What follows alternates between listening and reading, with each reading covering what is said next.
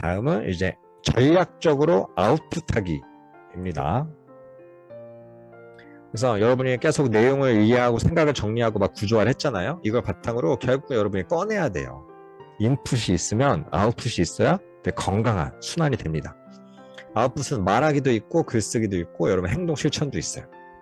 어떻게든지 여러분이 아웃풋 하는 건데 오늘 지금 시간은 좀 글쓰기에 집중을 해서 같이 보도록 할게요. 우선 여러분이 짧게라도 뭐 한 문장이라도 써라, 뭐 한 줄 쓰기, 세 줄 읽기 이런 얘기 하잖아요. 계속 여러분이 자주 꺼내버릇해야지 되는데 저는 그 인형 뽑기의 비유를 많이 하거든요. 우선 여러분이 꺼낼 만한 어휘력이나 배경 지식이 있어야 돼요. 내가 뭔가 말을 하고 싶어도 적절한 어휘가 떠오르지 않거나 내용, 글감이 없어서 고생하는 경우가 많거든요. 기본적으로 여러분의 머릿속에 이런 다양한 인형들이 쌓여 있어야 되고요. 그것들이 정리가 잘 되어 있을수록 잘 꺼내집니다. 막 복잡하고 지저분하면은 꺼내기 되게 힘들어요. 정리를 잘 해놔야 되고요. 그리고 여러분이 지금 나는 이런 어휘, 이런 상황에서 이런 지식을 꺼내면 좋겠다. 나름 조준을 해야 돼요. 그러니까 이거 여러 목적의식이죠. 그래서 읽을 때에서도 내용을 이해하겠다는 목적, 이걸 통해서 뭔가 얻고 싶은 나의 want to know, 알고 싶은 목적, 의식이 분명할수록 꺼내기가 좋거든요. 그리고 결국 이 근력, 힘이 없으면 못 꺼내요. 자주 꺼내버려도 근력을 계속 키워야 돼요. 그래서 한 줄에 일단 어렸을 때부터 계속 일기 써라 이렇게 노래를 부르죠. 여러분 되게 싫어하는 독후감 써라, 서평 과제 주고, 이렇게 계속 꺼내는 연습인 거예요. 꺼내는 연습을 자주 할수록 여러분이 더 잘 꺼낼 수 있고 생활 속에서 아웃풋을 습관화할 수가 있습니다. 그래서 아웃풋을 쉽게 하는 방법을 말씀드리면, 우선 나의 경험, 여러분 어떻게 하루하루 살아가잖아요. 그것들을 최대한 활용하는 게 중요하고요. 두 번째는 무에서 유를 창조하는 게 힘들다 싶을 때는 뭘 보고 체험하고 거기다가 더하는 식으로 플러스 알파, 그래서 리뷰를 추천을 많이 해요. 그리고 그런 시스템과 환경을 계속 내가 조성하는 거. 그러니까 스스로만의 의지로만 뭐 하기 쉽지 않거든요. 계속 환경을 같이 움직이는 겁니다. 최근에 카카오 브런치북이라고 많은 에세이 작가들 뽑아낸 SNS 글쓰기 플랫폼이 있어요. 거기서 최근에 상 받은 작품들 몇 개 소개해 드릴게요. 인생은 방탈출. 요거는 방탈출이 취미인 작가가 자기 취미 생활을 하면서 얻은 나름의 깨달음, 인사이트 같은 것들을 인생과 연결해서 소개를 이제 한 거예요. 그러니까 방탈출이 책을 쓸 수 있다고? 저도 되게 놀랐거든요. 그리고 이거는 시골 여자 축구. 그것도 시골에 내려가서 여자들끼리 축구하는 이야기를 바탕으로 담백하게 작가가 쓴 이야기고요. 그리고 이번 역은 요조열복통 지하세계입니다. 이거는 지하철 기관사 님이 자신의 경험담 등을 바탕으로 이렇게 책을 쓰신 거고요. 100만원 마케팅, 이거는 결국 마케터분이 쓰신 책인데, 우리가 아는 막 큰 회사의 그런 멋있는 브랜딩이 아니라 스타트업에서 할 수 있는 작은 브랜드에 대한 이야기를 쓴 거예요. 그러니까 나의 소중한 경험들, 관심사, 그리고 나의 직장생활 일, 기관사의 일, 스타트업 작은 회사, 시골에서 여자가 방탈출하는 사람들, 굉장히 이제 약간 그들만의 경험이잖아요. 다른 사람이 이런 거 궁금해할까 싶은 이야기인데, 또 요것들이 많은 사람들의 반응을 얻고 이제 공모전 상도 받고 책도 나오기도 했어요. 그래서 여러분만의 소재, 글감을 다양하게 연결하고 만드는 연습을 하는 게 되게 중요합니다. 많은 사람들이 쓰다가 보면은 결국 쓸 게 없어요 라는 얘기 많이 하는데, 쓸 게 얼마나 많아요. 하나하나가 다 여러분의 경험에서 나옵니다. 그리고 막상 바로 쓸 때 첫 문장이 되게 힘든 분이 많거든요. 그래서 저는 항상 리뷰를 더 이제 추천을 많이 해요. 여러분이 체험한 거, 여러분이 경험한 거, 뭐 먹은 거, 이런 것들을 다 이제 댓글 다는 마음으로 가볍게 미리 쓰기 시작하는 겁니다. 저희 댓글도 추천을 많이 하거든요. 한 문장 더 하고 두 문장 더 하고, 저는 SNS에서도 맨 처음에는 한 줄만 썼다가 두 줄 썼다가 조금씩 쓰고 싶은 말 길게 썼다가 이런 식으로 리뷰를 이제 계속 꾸준히 쓰고 있어요. 몇 년 동안 블로그와 인스타에 이제 책에 대한 리뷰, 강의에 대한 후기, 뭐 이런 것들을 계속 적거든요. 그런 플러스 알파, 살짝만 더 한다, 뭐 이런 식으로 마음으로 가볍게 이렇게 댓글 다는 것도 추천을 많이 해요. 그래서 전 저만의 방식으로 아까 문해력 바탕으로 해서 객관적인 책의 내용, 주관적인 나의 감상, 그리고 누구한테 추천하면 좋을지, 떠오르는 이미지는 뭔지, 그리고 내면한 질문, 나 적용한 질문, 뭐 요런 나름의 틀을 정해서 리뷰를 남깁니다. 여러분도 막상 쓰기 막막할 때는 이렇게 기본 틀을 정하고 채워나간다는 마음으로 쓰는 것도 좋아요. 그러니까 독서노트 같은 거에서도 입이 막 틀에 있는 경우도 많거든요. 대표적으로 몇 가지 틀을 소개해드리면, 지금 PMI, 이거는 플러스 장점, 마이너스 단점, 인터레스트, 흥미로운 점을 나누는 거예요.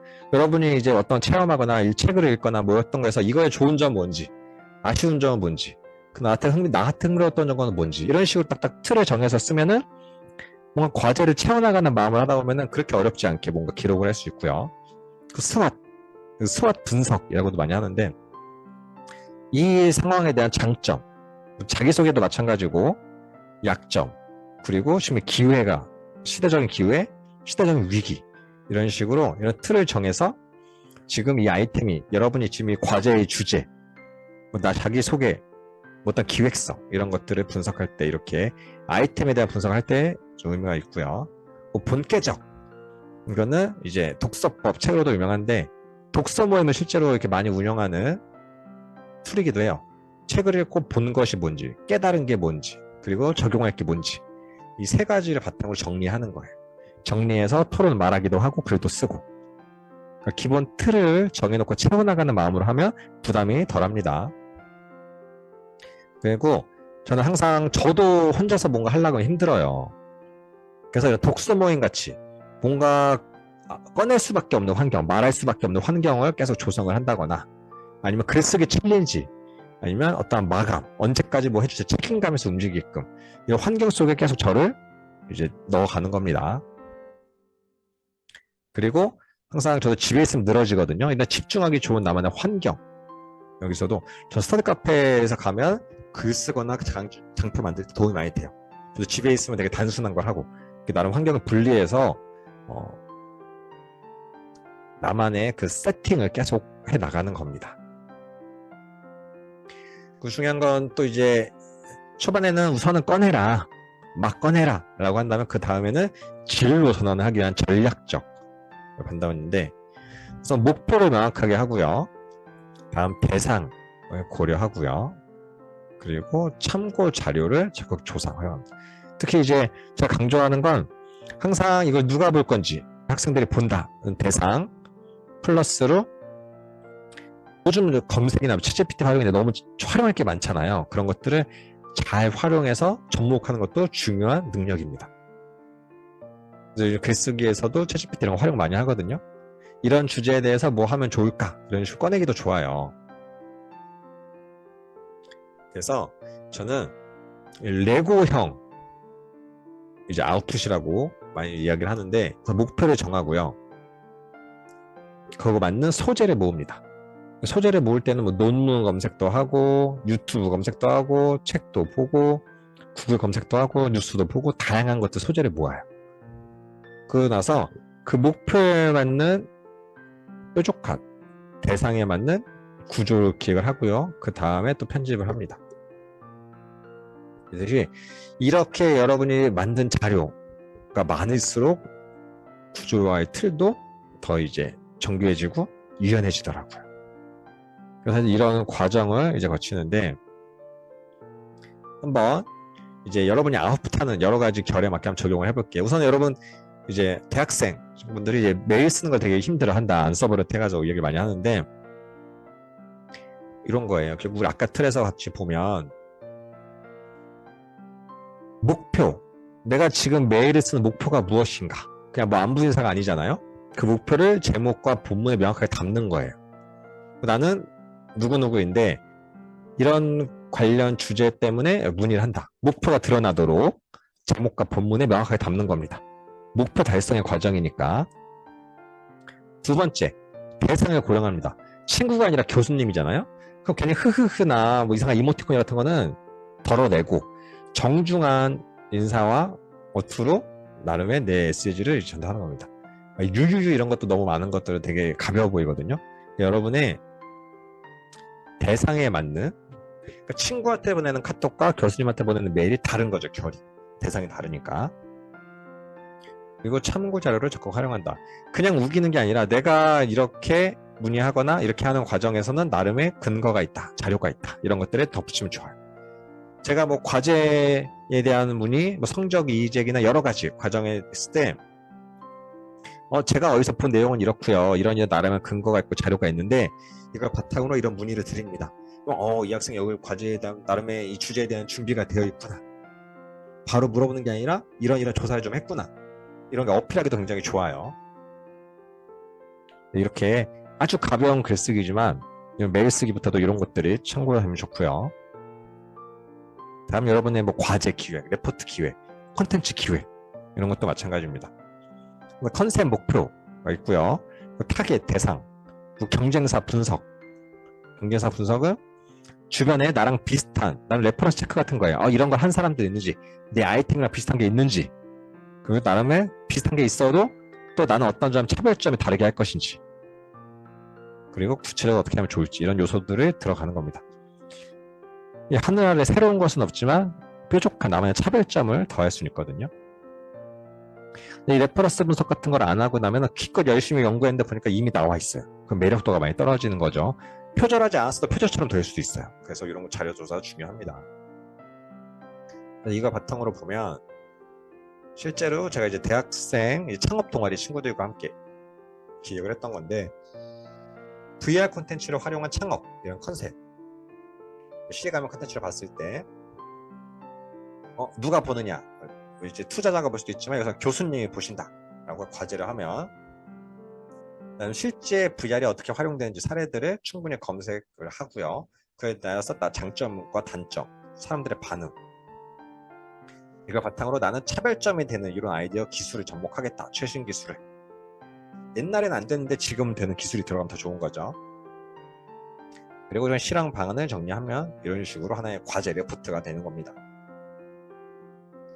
마지막으로 글을 다듬는 법. 여러분이 막 뽑아내고 나서 보내기 전에 한번 다듬으면 좋거든요. 그래서 소리내어 읽어보기. 내 호흡에 맞게 소리내어 읽어보면 어색한 게 보여요. 한번 내 소리로 한번 읽어보는 게 중요하고요. 다음은 문장 길이가 너무 길면 문법적인 오류가 많이 생겨요. 그래서 여러분 소리내어 읽은 거 바탕으로 호흡도 너무 길어지거든요. 문장 길이를 조절하고 너무 길지 않도록 조절하고요. 그리고 하고 싶은 말을 명확하게. 핵심 메시지. 중간에 넣기 힘들면 두 가지를 추천 많이 합니다. 제가 하고 싶은 말은 이겁니다. 라고 두 가지씩으로. 그리고 마지막에 챗GPT한테 글 다듬어 주세요 라고 이렇게 검사할 수도 있어요. 정리하면 인풋 이후에 아웃풋하는 습관을 기르고요. 나만의 경험을 살려서 스토리텔링을 하고요. 리뷰도 되게 추천합니다. 그리고 전략적 아웃풋, 항상 목표와 대상 생각하세요.